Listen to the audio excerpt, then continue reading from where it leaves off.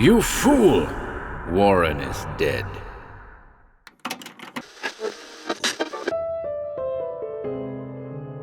Welcome to HorrorBabble. We're back today with a weird wilderness yarn by Ralph Milne Farley, The Bottomless Pool.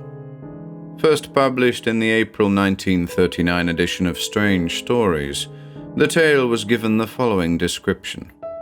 What the fisher, what the bait? Martin Aylthorpe plumbs the depths. We hope you enjoy this one.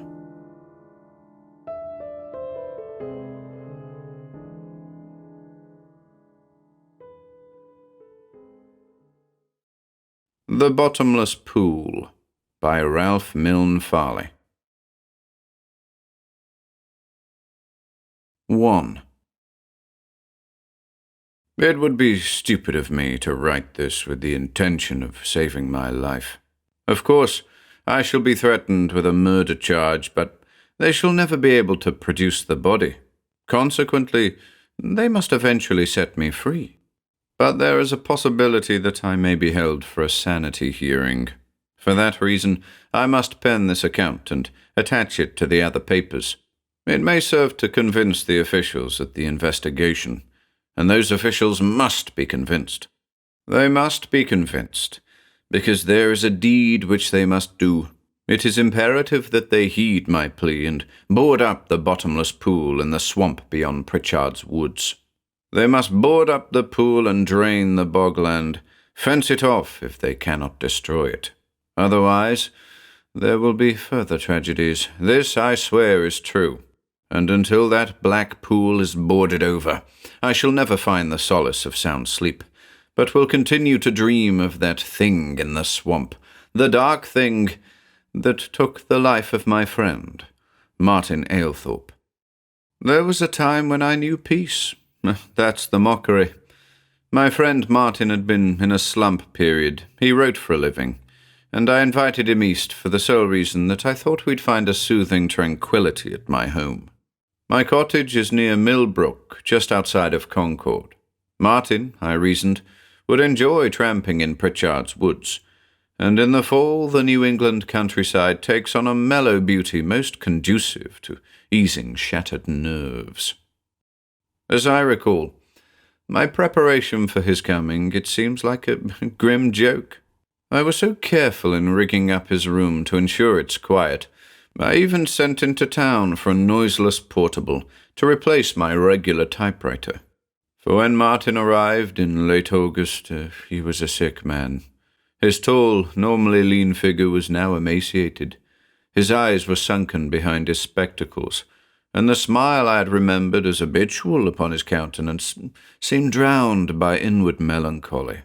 He smoked too much, and when he held a cigarette, the grey spirals rose from the tip unevenly because of the trembling of his hand. I did my best to conceal my concern over his changed appearance. He had been working on a novel and trying to hold down a librarian's job during the day. I gathered that he was completely done in, and had lately found it impossible to continue with his short story work. It is amazing what creative effort can do to a man of Martin's peculiar temperament. He was drained dry, sucked of all vitality, as though his nights had been given over to visits from a vampire or succubus, rather than writing. It isn't a bad comparison, for Martin Aylthorpe wrote weird fiction. He wrote it intensely, and it was his theory, not mine, that writing fantasy took more out of an author than work in any other field. His own person certainly seemed to be good proof of this contention. I did my best for him. I carefully avoided all topics of conversation which might relate to his work. I did not show him any of my recent stuff. I locked away all my reference books and magazines, and I did not allow him to speak of his book. I coaxed him into resting, argued and bullied him with the notion of getting outdoor exercise, interspersed with plenty of sleep. After a week or so, I gradually augmented the menu at mealtime and encouraged him to eat. It worked. By the time September had passed, he had regained his normal attitude, and his health was once more back to par. Incidentally, I myself had gained 6 pounds. Soon I proposed a series of daily hikes in and about the local woods. Martin took to the idea, and for the first time I learned that, as a boy, he had often spent the summer with relatives in Concord. He seemed eager, as his health improved, to revisit familiar landmarks. Although I had been at my cottage for over a year, I was amazed at the unsuspected secrets of the countryside he uncovered. Soon he was acting as my guide, and I played the meekly following visitor to local shrines. As his physical well-being increased, his normal interests were correspondingly rearoused. Within several weeks, he was talking stories and plots to me again, and by the end of the month he was literally chomping at the bit, eager to get back into harness and do a few tales. Although I held out as long as I could, he insisted that he be allowed the use of my typewriter, and our daily jaunts were now filled with his talk of proposed work and plans for stories. And then our hikes and his interest converged disastrously. One morning after breakfast, he came into my room and yanked me out of my chair. "Come on," he urged. "The sun's high, and we're going for a little exploring jaunt." "Where to?" I asked. "Haven't we covered all the local show places yet?" "This is no show place," he replied, smiling. "It's a secret. I'll wager there's a spot you've never seen, and only a mile away from here, too." "I doubt that," I said. "What kind of place is it?" Martin assumed a look of melodramatic grimness. "It's called the Bottomless Pool," he whispered. "What's the gag?" "I'm serious. It's in the swamp south of Pritchard's Woods. I remember my gang explored it during one of the summers I stayed here as a kid. It's a strange place.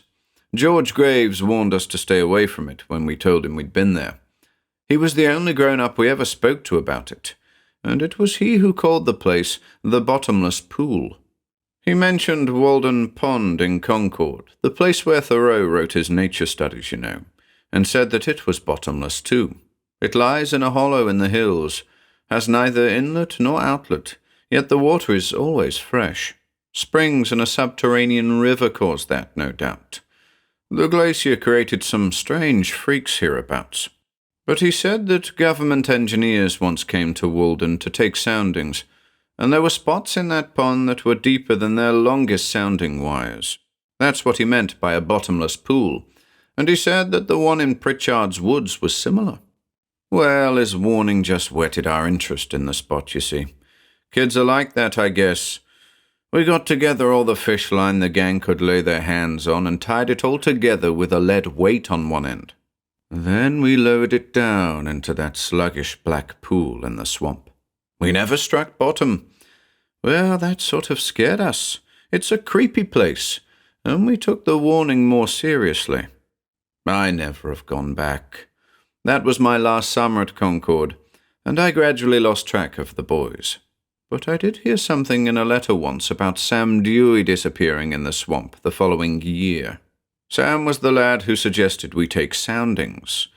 Of course, I don't think his disappearance had anything to do with his interest in the bottomless pool, although it might have at that. He was foolhardy, and George Graves, when warning us, hinted something about people who had fallen in. I listened to all this with a sort of tepid interest, but Martin seemed genuinely enthusiastic. "Let's go take a look at the place," he urged. "It's really a weird spot, and I've got a hunch there's a story there somewhere." I rose and obediently put on my boots. In my own solitary wanderings I had avoided the mucky, wooded depths of the old swamp, and it was only to humour my guest that I acceded to his request. We struck out to the south, and soon reached the swamp edge. The swamp was awful.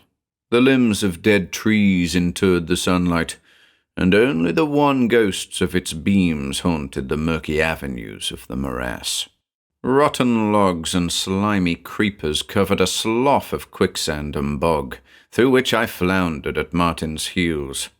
The instincts of boyhood guided him aright, so that he avoided the grey, bubbling patches of deeper ooze.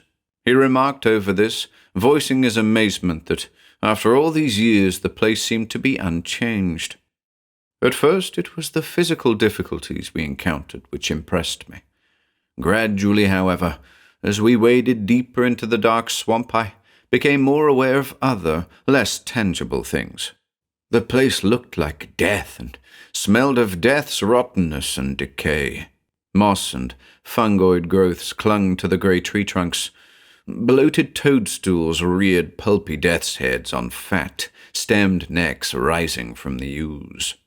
The bubbling of the swamp juices beneath our boots was a silent kind of sound, or rather a noise that seemed to intensify the silence, and at the same time to be a part of it. There was no wind in the hanging branches, and we saw neither bird nor animal in these depths. Still, there had been life here once, for we soon struck a rickety old fence which wound in a seemingly haphazard manner through the lower swamp. Martin, beckoning to me, turned and followed the meandering wooden outlines until he came to the willow tree that bent over the ground before it, and there, in the deep dark shade of the ancient boughs, lay the bottomless pool. It was small, barely 6 feet across, and black, jet-black water, motionless. The pool was like a large, unblinking eye, with an odious green scum filming its pupil. That's a highly fantastic comparison, but something about the pool's appearance inspired such thoughts in me. It was strange and somehow unnatural. It wasn't right for this small pool to be here in the swamp, and certainly the thing looked as evil as any natural formation I've ever seen. Martin stood looking into the depths for a few moments. "The water's black, too," he murmured. "Strange, how in the presence of silence the human voice is always hushed. The water's black as ink," he said, and he dipped one hand into the pool, brushing off the scummy froth and cupping ebon drops for me to see. The water was black, and the decayed matter in it gave it a veined appearance. It was striated with dark green rills. "Place eerie enough for you?" asked Martin. I nodded. "Scared us when we were kids," he observed, "and I wouldn't be too sure of my reactions now, but what a setting for a story." Perhaps. I'd been staring into the silent water, and now I wondered what was generating the impulse in me to turn and run away. Were my own nerves bad? I hastily averted my gaze. "Look!" Martin shouted. He really spoke in a normal tone of voice, but in contrast to our previous hushed murmurs, it was a shout. "Look at the lizard!" he exclaimed. Sure enough, the surface of the black water had parted with a widening ripple, and a small dark lizard of some sort appeared. It floated on its back, as though dead. I reached down and grabbed it, yanked it out. "Why, there's a wire attached to it," I gasped. The wire led down into the water. Just then there came a pull on the line from within the pool. It yanked the little dead reptile right out of my hands, but something attached to it caught in my coat, cut right through it, and dug painfully into my side. A hook. "I'm caught!" I cried, as I stepped toward the pool to ease the pain of the barb in my side. But now the wire line had tightened, was drawing me in short jerks toward the brink of the black pool. I grabbed the line with both hands, braced my feet at the very edge, and leaned backward. But the sod on which I was standing crumbled, and I slid feet foremost into the Stygian water. "Help!" I cried. Martin leaped forward and grabbed me. With a tremendous tug, he hurled me back on the bank. Water coursed down my body, and warm blood scalded the deep wound in my side. I felt faint. Martin swore softly as he daubed iodine on the cut beneath my shirt, and I swore loudly at the pain. Neither of us were ready to comment, but suddenly Martin turned his head and darted again to the edge of the pool. He pointed, speechless. Another lizard, larger than the first, now rose to the surface of the pool. It bobbed, and seemed to beckon. Martin scowled deeply, pointed to my hook-gashed side, and growled out a single word. "Bait!" "Bait? What bait? The lizard?" I snorted disgustedly. But all the way home we marveled at the incident. We argued as I changed into dry garments, debated as I bandaged my side, mused during luncheon, and speculated wildly all the long afternoon. Martin, ever the imaginative, had a dozen fantastic theories. Who fished at the depths of the bottomless pool? And with hooks, something lived in the pool, maybe some things. The some things fished for men. As a boy, hadn't George Graves hinted about disappearances? And hadn't Sam Dewey vanished near the swamp? Something in the pool set traps for men, putting lizards on hooks and using a wire line. The bottomless pool led to inner earth, and there was life below. Thus Martin expressed himself, half seriously. To which I offered the obvious replies. The hook and line had been used by some fishermen. It had fallen into the water. Perhaps the lizard had been accidentally impaled upon the hook, risen to the surface as it died, and brought the line up. I grabbed it, got hooked, and a snag, entangling the line's end under water, had pulled me into the pool. "But what about the second lizard we saw?" Martin insinuated gently. I was silent. Martin was grave for a moment, before continuing. "I remember as a boy fishing for pickerel up Assabet. The boat rocked. I was only about 9 at the time, but I was a smart fisherman. I hooked a big pickerel that day, and the pickerel hooked me." I gave him an uncomprehending glance. "How?" I asked. "Line got wrapped around my foot, and the fish pulled me out of the boat." He laughed. Then, in graver tones, he went on.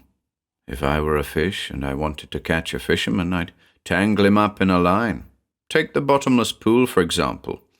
If I meant to capture whoever or whatever is fishing for me from below, I'd grab that lizard bait and allow it to drag me in toward the pool.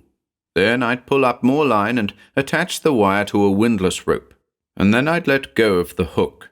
The sudden release might precipitate the fisherman below overboard into the water and tangle him up. Then, by quickly winding in the windlass, I'd haul the fellow up to the surface." "But that's absurd," I began. "There's no fisherman in the bottomless pool. There can't be. And besides, how does your hooked side feel this evening?" interjected Martin sarcastically. "Oh, let's forget it," I grumbled. But I didn't forget. I dreamed that night, and Martin did not forget either. He spent the midnight hours at the typewriter, taking notes for a story. Neither of us, however, spoke again of the bottomless pool. 2. The next day I awoke with a slight fever. The wound in my side was a little inflamed, and I lay abed, bathing it with hot cloths to reduce the swelling. Martin, after assuring himself that I was not utterly helpless, announced that he was going for a walk. "I'd like to interview a few old-timers around here about that place," he told me. "There should be myths." I forget what remark I made, but I know that I tried to laugh him out of his interest. Secretly, I was very much disturbed. My dreams had not been pleasant, and the bottomless pool had figured rather too prominently in them. For a moment I had the wild notion that Martin was going off to try out his fishing theory. He seemed almost unnaturally interested. A person of his temperament can be greatly influenced by imaginative concepts. He left on his purported mission of investigation, and I spent a long day in dozing and dreaming. It was late afternoon when he returned, greeted me brusquely, and went into the other room. In a few moments I heard the vibration of the noiseless typewriter. Rising, I got supper together. We ate but little. Fever had banished my own appetite, and excitement seemed to grip Martin so that food could not interest him. Almost as soon as he sat down, He launched into a long babble of gossip he had picked up during the day. Old Bert Pickens down near the causeway had known Martin's parents. He had filled my friend up with old colonial tales and even some Indian lore he'd heard as a boy back in the 70s. There were stories about the swamp south of the woods, specific cases of disappearances dating way back as far as community memory went. Visiting Granny Mercer's cottage later in the day, Martin had persuaded the always garrulous old woman to recount her own family history. It was a point of pride with the crone that her pure blood had at one time produced a martyr during the Salem witchcraft hysteria, and she warned Martin most gravely about the old pool. It was from her that he picked up his tale of the Indian rites in the swamp, where the brave sometimes offered up sacrifices to the pit god they believed dwelt in the pool, casting bodies into the orifice. I could see that Martin was more impressed with this lore than even he admitted. He was very glib in patching together his yarn so that it formed an almost recognizable story sequence. He quoted from memory the words of Cotton Mather concerning gateways to hell and openings in earth which lead to the regions of the damned. Indeed, he weaved a fine romance about the pool, and did it so deftly that I was forced to the conclusion that he half believed some of it. "I'll write it all up tonight," he told me. "Then I must have another look at the place. You know, there's something fascinating about all this. It's a real mystery. Wouldn't it be remarkable if there is some truth about my theories concerning the fishing? After all, those lizards don't manufacture hook and wire, and some of these old wives' tales are very definite." I made no comment. I went to bed early, leaving Martin to type away in the next room as he had planned.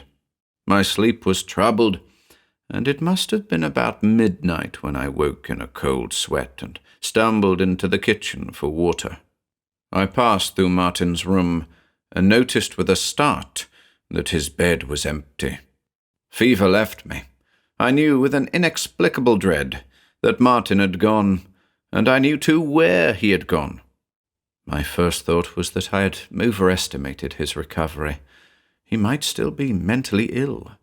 The pool in the swamp had exercised a morbid fascination on his mind. Poor judgment might have led him to see the thing by moonlight, for the sake of capturing story atmosphere. I went back to bed, but I did not sleep. I kept waiting for him to return. The night was long. I trembled with fever and with secret fear. It was not a good thing to wander alone in the swamp by night. Quicksand and fog, to say nothing of the possibilities of running into some prowler, made the stunt dangerous.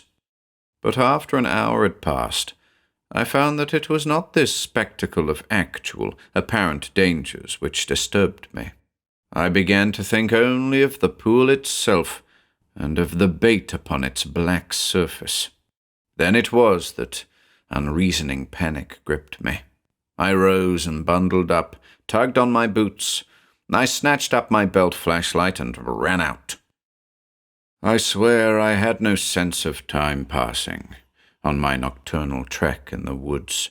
It seemed only a fever-filled instant before I was already wading into that black jungle fringing the swamp, only a mist-wrapped moment before I darted from hummock to hummock in the rising fog, calling Martin's name. Only the frogs croaked an answer. Then I was following the fence rail, and finally grasped the willow trunk as I stared down at the bank of the pool, the bank of wet mud in which were implanted the fresh bootprints of human feet.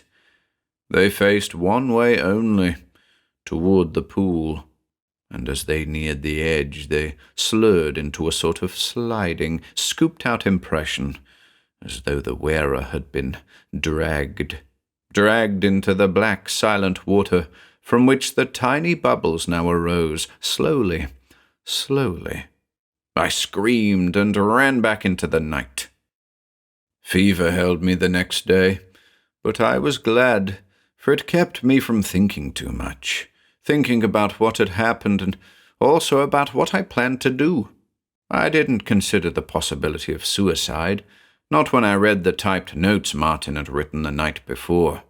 The whole story of his belief lay there, and there were incredible hints of what he expected to bring forth from the pool depths. At the last, he spoke of the urge to revisit the scene and capture a lizard for examination, to see if it were of a recognizable species, and also to determine just how it had been killed. He wanted some wire also, and one of the hooks. Then he would go ahead and try his plan. For he quite definitely had intended to use the windlass trick. I learned that before the morning was over. The delivery truck brought the order from the city. I went sick as I signed Martin's name for the shipment. I had a sudden vision of him on the night before, standing by the pool as he waited for the appearance of the bait, then stooping to remove the reptile and being caught, dragged. No, it was not suicide. It was murder. But by what means? Through burning delirium came the answer. Pictures conjured up from Indian legends and witchcraft whisperings. A dweller beneath the waters, fishing for humankind and snaring the curious. A fissure in the earth's crust, leading to some hellish subterranean cavern. And Martin, going down into the inky waters, on the end of a hook, to be seized by what? I would find out. The windlass and Martin's scheme, he would be avenged with his own plan, his own instrument. I must have been a little mad. I talked and laughed to myself a great deal as the day sped. I gathered the equipment together at dusk and started for the swamp. An unhealthy night fog was already rising when I left Pritchard's woods, but though fever coursed through my veins, I plodded on. I walked through nightmare. The unseen frogs croaked a dismal litany as I stumbled through the bog. Tapers of fog rose dimly on all sides, and smoky mist hung about my head. I floundered through the grey darkness, lugging the windlass. Often I sank ankle-deep into puddles of bubbling slime. All about me in the night was rottenness and decay and death, and I recall thinking that this putrescent swamp was but a frame, a background, a setting for the black jewel of the bottomless pit. But the fog and the fever in my temples accounted for such wild fancies. Fog and fever conspired toward my feeling of unutterable loathing, when first I caught sight of the ebon waters upon the inky chasm in the center of the swamp. Fog and fever addled me so that I monotonously cursed as I anchored the windlass to a big log set upon the firm, higher ground of the bank. A short rope from the drum of the windlass ran to the edge of the pool and ended in a quick-setting clamp. There was a detached part of me that carried out these operations with methodical precision, and yet another part that inspired my cursings as I crouched there in the forest darkness of the heaving, breathing swamp. Beneath my feet the quicksand thrummed and groaned, and I recalled that a wild picture rose in my mind. I had a fantastic image of myself crouching upon the epidermis of some gigantic monster, as though the swamp itself were just the skin of a vast beast, and the bottomless black pit a tiny pinprick in the flesh. But that, too, was fog and fever. The preparations were made. I had not even glanced at the scummy surface of the pool, so sure was I of what my eyes must encounter. Now, with the drum ready for use and the windlass securely placed, I gazed into the dark depths and jerked on the flashlight I wore at my belt. Its rays disclosed the floating blue body of a tiny lizard bobbing monotonously upon the surface of the cryptic waters. There it lay in death, rising and sinking upon water that did not move, and that fact inspired me with the terrible fear of a corroboration for poor Martin's story.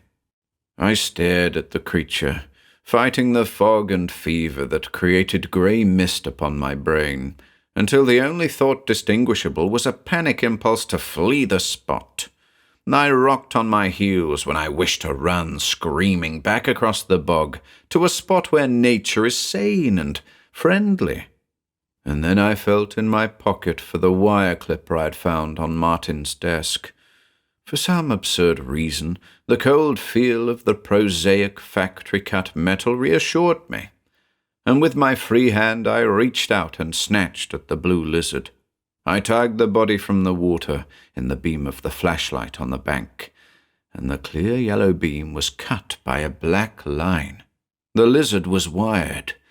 Seizing the clamp next to me, I quickly clipped the wire to the windlass rope. Then I yanked on the wire with both hands. I tugged. A shudder ran through me, for I felt a dreadful, unmistakable response from the other end of the line. Through the water it tightened, jerked. Someone below was pulling on the rope. Someone was fishing. But who, and from how far below? The tugger was strong. In sudden desperation, I felt my heels slide along the bank. Powerful jerks were drawing me close to the black brink of that dark, still pool. With a gasp, I let go. The line whipped back into the water. In my mind's eye, I formed a silly, senseless picture of a fisherman standing on his wharf, then falling over backwards as the catch released his line. An idiotic picture it was, for there could be no fisherman at the bottom of a bottomless pool. Or could there be? I would soon know. The line fell back, then reached the spot where I had clamped it to the windlass rope. There it snapped, taut. The fisherman had fallen overboard. He had been hooked. I laughed without mirth at the insane thought. And then I gripped the windlass handle and turned the drum, and I felt a terrific threshing tauten the line until it stood straight in the flashlight's beam again. The wire began to snap back and forth in the black waters of the pool. I turned and turned. 100, 1,000 revolutions were made in augmenting frenzy. For now I desperately realized that each crank was bringing me closer and closer to the secret of the bottomless pool. Suddenly, the winch jammed. I stared in dismay, then saw that the drum was full. Then I leapt in front of the windlass and grabbed the remaining wire in my hands. It took a second, but I experienced a year. Through fever and fog came images of what I might expect to find at the end of my line. Martin's bloated corpse, blue and swollen, with the line gripped between death-clenched teeth. The shapeless body of a child, long mired in the slime of the pit. Sea monster? But no, it could not be. There was a fisher down there, a fisher that baited cunningly this hook and sent a wire line upwards to entrap children and wanderers and curious men. And the fisher had taken Martin and was now entangled in this line. A fisher in a black and bottomless pool. I was drawing in a fisher from below. The rays of the flashlight on the bank now gleamed upon the surface of the scummy waters, but they were still no longer. In oozing eddies they bubbled and swirled, and black slime was tossed upwards as I drew the cutting wire through my hands. A terrific force was pulling against me, and fright alone conspired to intensify the strength of my grip. At that moment, I would gladly have released my hold, but sheer hysteria made my muscles rigid. Slowly, inexorably, I drew the final length of the wire from the water in the yellow light. The fisher emerged. I cannot remember if I screamed aloud, but there was the sound made by utter fear ringing and crashing against my brain. For I saw the creature of the pit, saw the strangled neck about which the tangling wire had wound and allowed me to pull the fisher upwards. I saw what filled the 6-foot surface of the pool as it emerged. It was a head shaped by horror's dreams alone. Not human, Not reptilian, not frog-like, it was nevertheless featured with great staring yellow eyes, snouted like a saurian, and covered with a greenish batrachoid skin that glistened sickly against the yellow light. The monstrous, bulging eyes rolled wildly and dilated in agony as the creature opened its great slitted mouth in a soundless, choking gasp. I stared into a red maw that was fanged in a manner unknown to any beast still roaming earth, and as I did so, a sickening realization swept over me. This was the Fisher.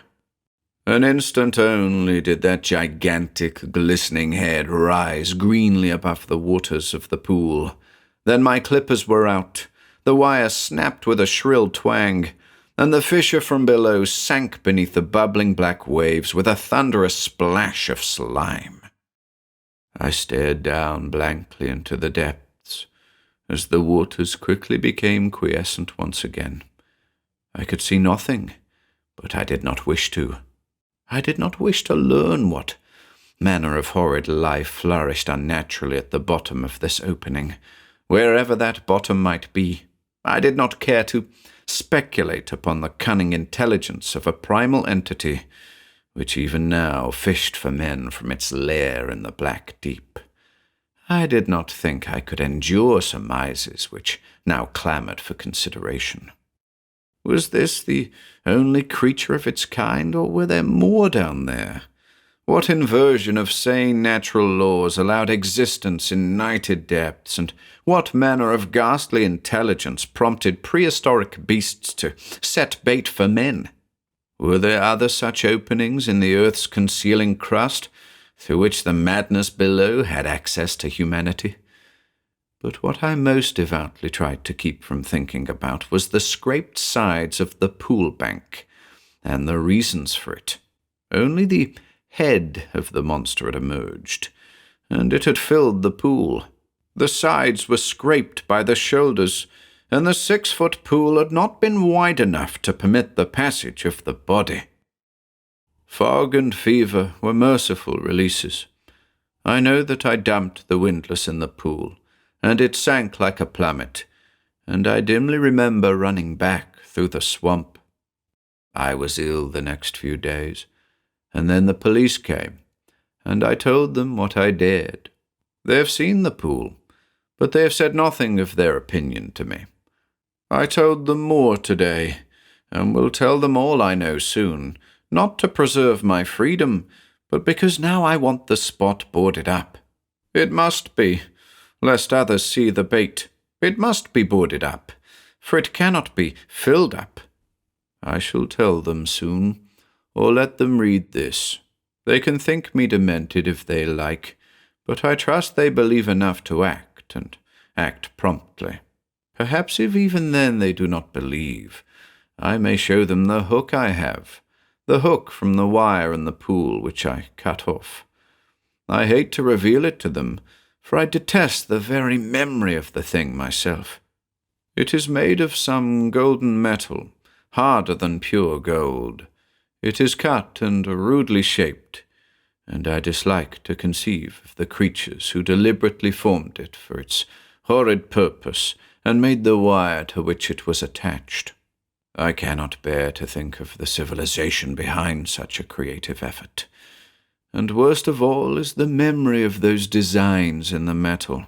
Those designs, created by what primal artist? There are 3 of them, cut into the gold surface.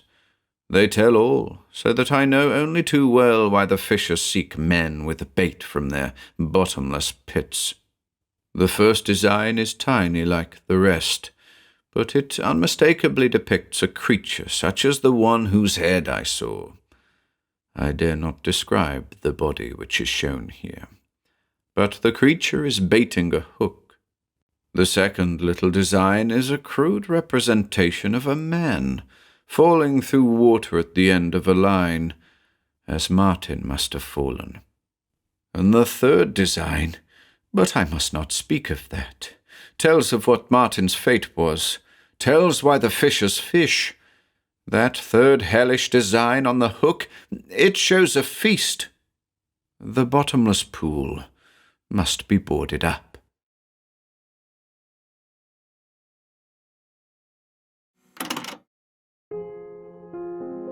If you enjoyed listening today, be sure to subscribe to the channel by hitting the red subscribe button below. After doing so, click the bell icon next to the subscribe button to receive new content notifications. If you'd like to support our work and receive exclusive perks, consider becoming a channel member by clicking the join button below.